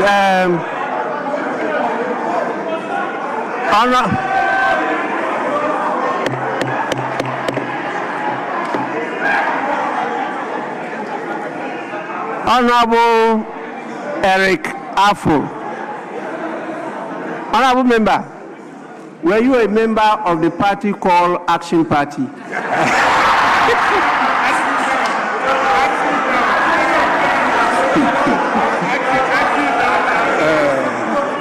Mr. Speaker, thank you so much. I'm not part of them. Thank you. Because that used to be the party led by Colonel Benasco, and that was their slogan: action, action, now. Yes, honorable member. Thank you, Mr. Speaker, for... I am informed that you agreed on some numbers. No, it was not 7-7. Speaker, Yes. we agreed to take 3-3, and then the leaders will conclude. Thank you. You agreed on Mr. Speaker, yes. Mr. Speaker, with respect. Mr. Speaker, with respect. Mr. Speaker, with respect. You asked a specific question of whether there was any agreement. Mr. Speaker, I plead with the majority chief whip. He shouldn't let certain things get into the hands out when he knows that that is not the case. We proposed 13 on each side. Mr. Speaker,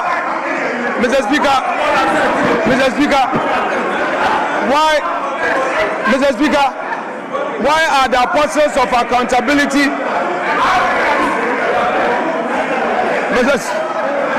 Mr. Speaker, the apostles of accountability and probity are afraid of debate, Mr. Speaker, and then Honorable Mr. members, Speaker, please, you are taking more time.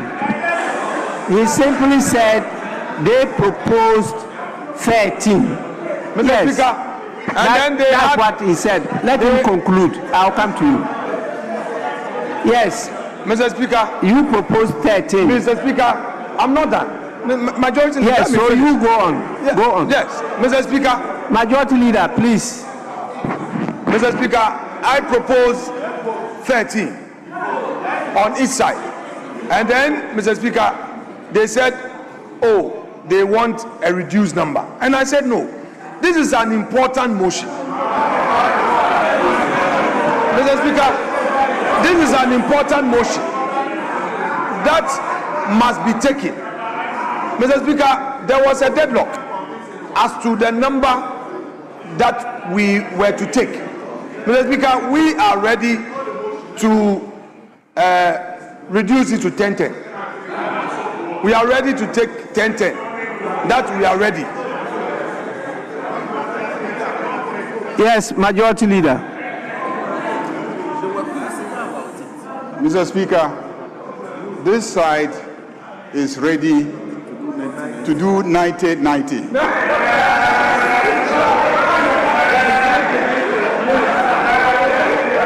So mobilize 90 on your side, and then we will have 90 people here argue. 90, Mr. Speaker. Mr. Speaker, I am proposing 90-90 because we are ready to debate till tomorrow morning. We are ready to debate till tomorrow morning. But Mr. Speaker, if you listen to the debates, it is a repetition of what others have already said. What he said is what Honorable Abina repeated, and I'm sure when the next speaker gets up, he's going to repeat the same thing. These arguments have been made on radio already. They have been made on television already. No new argument is being made. So, Mr. Speaker, on this rare occasion when you have graciously granted us all your time and attention to come and preside over this debate, we cannot drag the debate ad infinitum. 10-10, what are you going to say? Mr. Speaker, this side would have just said that after Honorable Aful, we should put the matter to a vote. Because Honorable Aful alone has demolished all of you. And not just that. What he has said, Majority leader, that is not the issue. We want to know how many contributors from each side of the House. Please, Speaker, honorable members, Speaker, it's important I draw your attention to the fact that there will be a state-assisted funeral here in the forecourt of the State House for the two brothers who lost their lives in the aircraft crash in Tema recently. And it is scheduled as follows. Tomorrow, Saturday, that is 28th March, and is commencing at 9 a.m. And this is in the forecourt of the State House, state-assisted funeral. And you know why? Because patriotic Ghanaians decided to sacrifice their lives to save lives in this country. These are professionals who came to assist us to sign the agreement to establish the training institute for our pilots at home using the whole airport. And after that, they were almost landing at Tema when young peoples saw the aircraft coming down, rushed there. And it was very difficult to land because that would have led to the loss of so many of our youthful lives. And so the very experienced trainer, he trains the pilots, had to try to now go up suddenly. And that is what led to the immediate crash, because it couldn't happen. And that's one of the reasons when you are entering into Air Force, you have to sign a death warrant that in a situation like that, lose your life than do something to lead to the loss of life of other people. This is what happened. And so this is a very important national funeral. And we are to be seen to be very concerned and to be supportive and to be present tomorrow. I'm aware that we are plagued with so many funerals, and so we have to share while others go to the others, because some of you, not many of you, are bereaved, and you will be at those funerals. You need support of your colleagues, but we also need to be present, and I have to be there tomorrow morning by 9 a.m. So please take that into consideration, and let's agree on the numbers. Mr. Speaker, at conclave, they proposed 15, 30, 10. They were whimsical about it. So when the decision was confirmed, that what word did you use? Mr. Speaker, I withdraw that. Mr. Speaker, I withdraw. I apologize to him. Yes. You have to withdraw and apologize. Yes. Mr. Speaker, I withdraw. I apologize. To you, I apologize. So, Mr. Speaker, so it was not even a proposal of 13. Because they proposed 15. Habib proposed 15. He proposed 13. And Anna proposed 10. So we said it cannot be done. So this afternoon, when we agreed that the motion will be taken, then we agreed that we'll do 3-3. Then the leaders will conclude.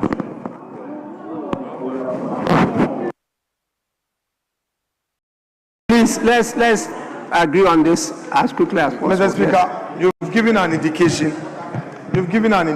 Mr. Speaker, let us do 7-7. It's fair. And then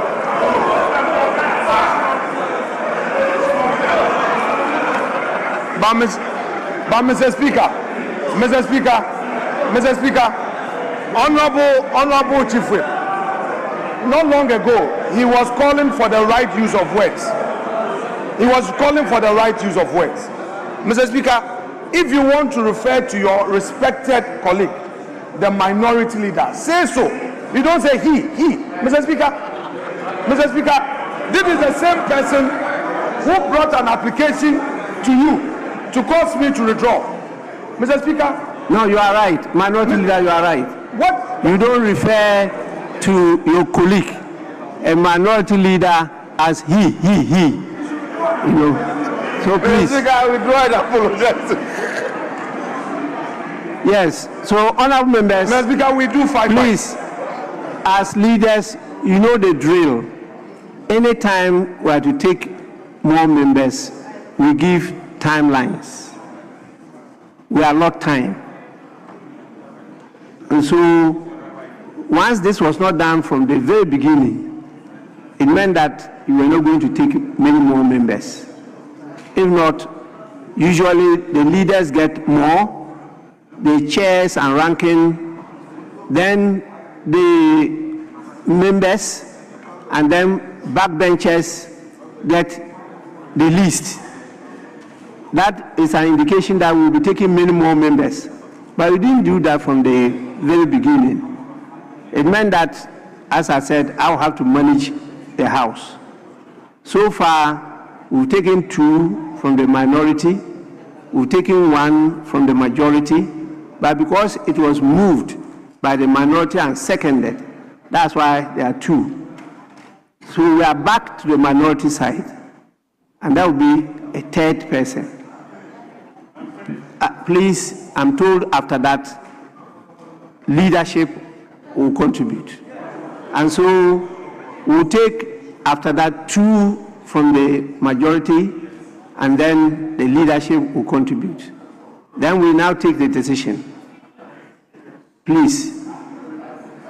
So, honorable member, you may do so now. Yes?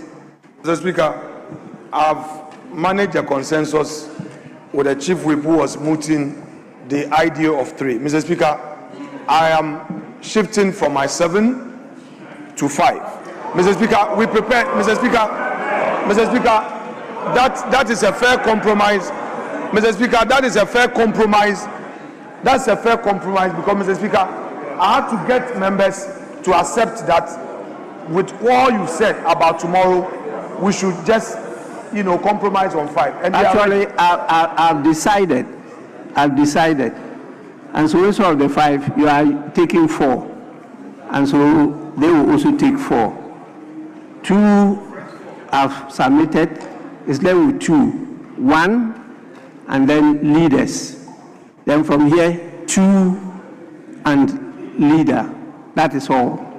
Please. I will not give you time allocation, but be mindful of what I just shared with you.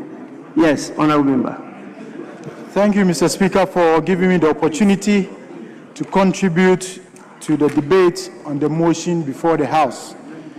Mr. Speaker, it is interesting and also quite baffling to note that the apostles of probity and accountability are now running away from accountability.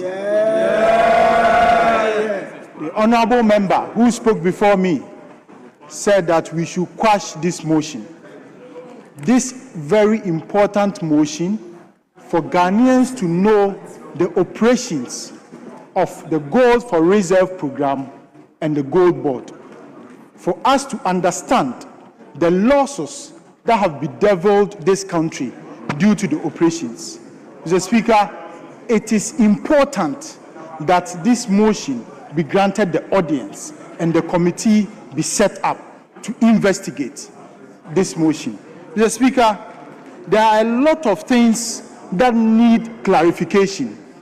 Key amongst them are the losses and the figures that have been flying around today. It is really the importance of why this motion needs to be adhered to, Mr. Speaker. Mr. Speaker, also among them are certain things that are not clarified. For example, Mr. Speaker, the operations of Gold Board, which has operationalized this Gold for Reserve program, has been shrouded in secrecy. For example, Mr. Speaker, what is the margin structure of Gold Board? We don't know. We don't know. How are these margins applied? We don't know. Who benefits from what? We don't know. What percentage goes to the aggregator as margin? We don't know. So if all these things we don't know, what is shrouded in secrecy, and Parliament is supposed to know, which is why we need this ad hoc committee to do this all-important investigation. Mr. Speaker, the people want to know. Number 2, Mr. Speaker, for any pre-finance architecture, there's always an inherent pre-finance risk, which is why we need to investigate as to what caused the supposed loss of $214 million. What is the breakdown of this loss? This pre-finance architecture, we need to go into it. How is it being managed? Are there any cushioning for this government? Are there any cushioning for this nation in terms of pre-finance risk?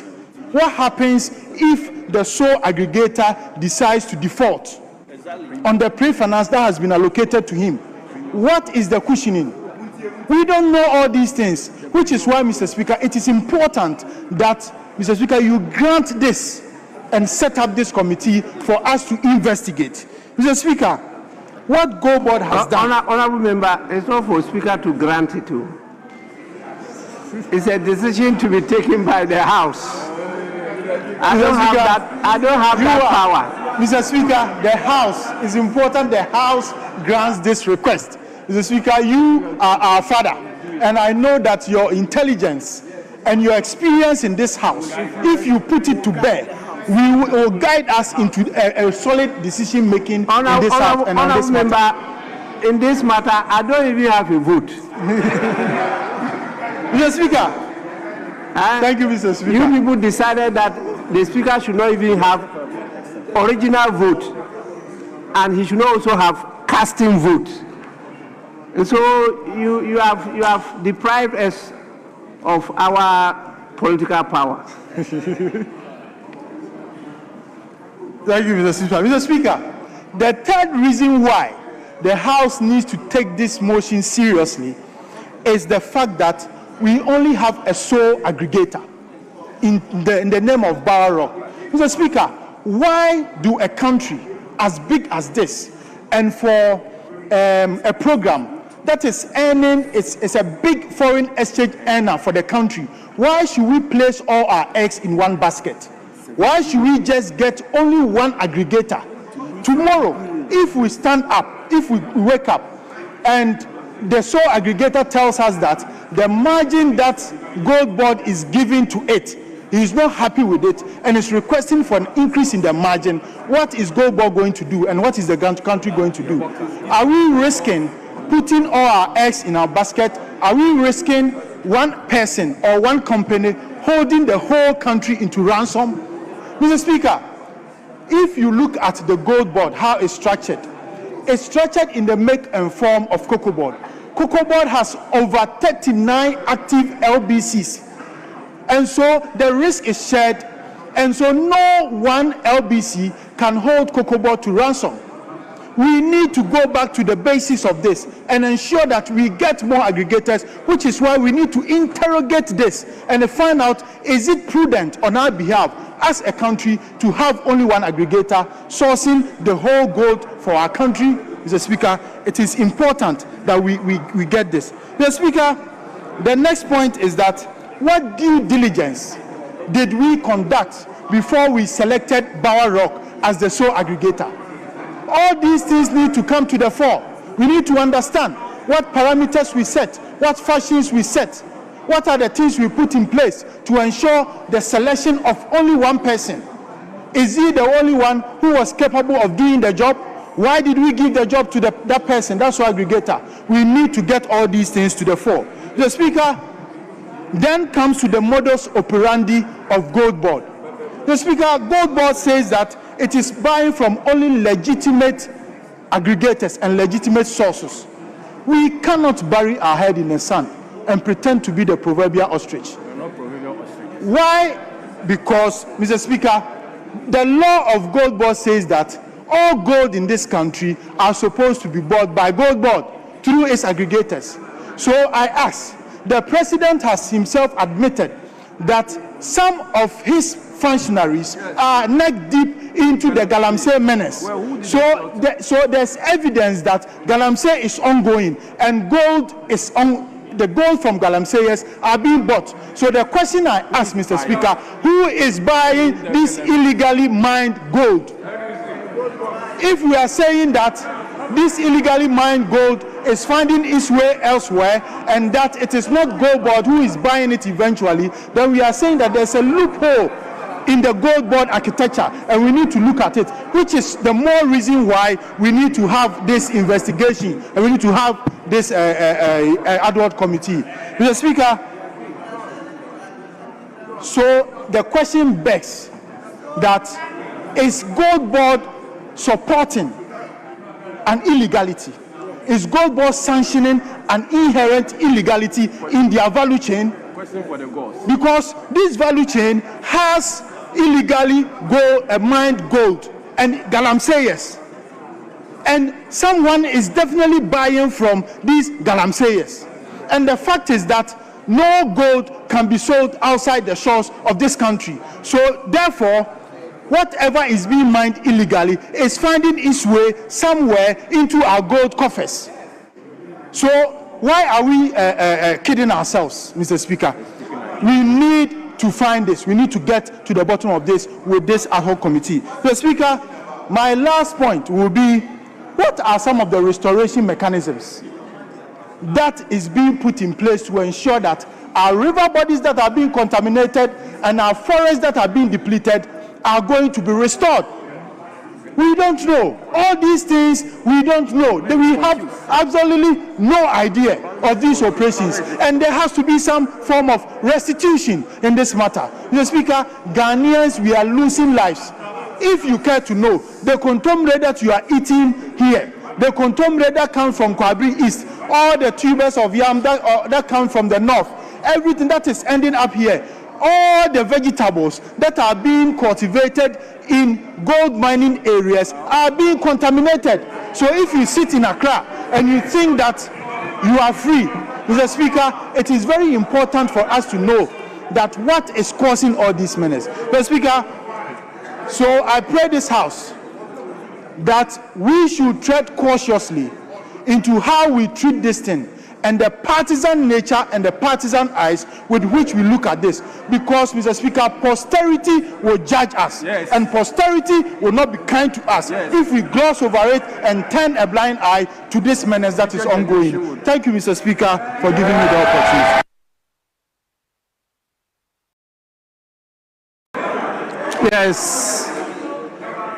Yes, Honorable. Who first? Yes. Mr. Speaker, thank you very much for the opportunity to seriously speak against this very motion. Mr. Speaker, I am not in any way challenging your power of admissibility. But, Mr. Speaker, we should not entertain this motion. Mr. Speaker, I said so because I refer the House to Order 229. 2293, Mr. Speaker.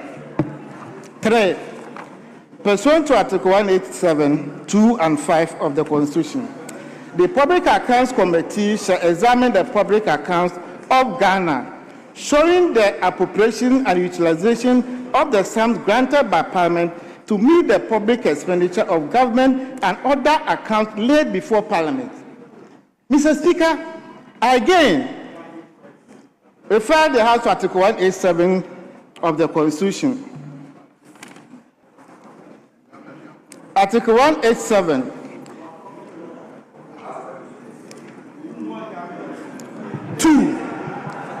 Mr. Speaker, the public accounts of Ghana and of all public office, including the courts, the central and local government administration of the university and public institutions of like nature of any public corporation or other body or organization established by an act of Parliament shall be audited and reported on by the Auditor General. Mr. Speaker, what is before us?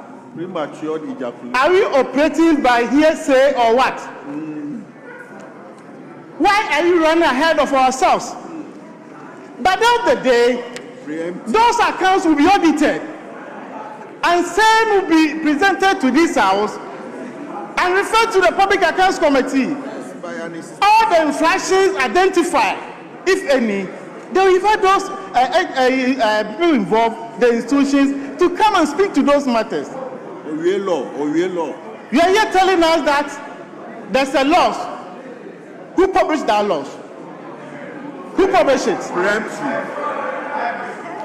What if the audited account is presented and there's no loss? We have, even if we are to accept this, we have existing committees in place.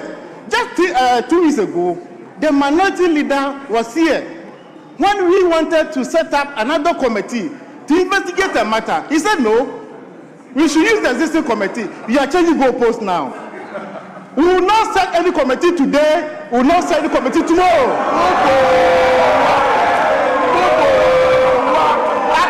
Even this will cause another financial loss to the state. Honorable member, yes, hold your peace. Yes, minority leader.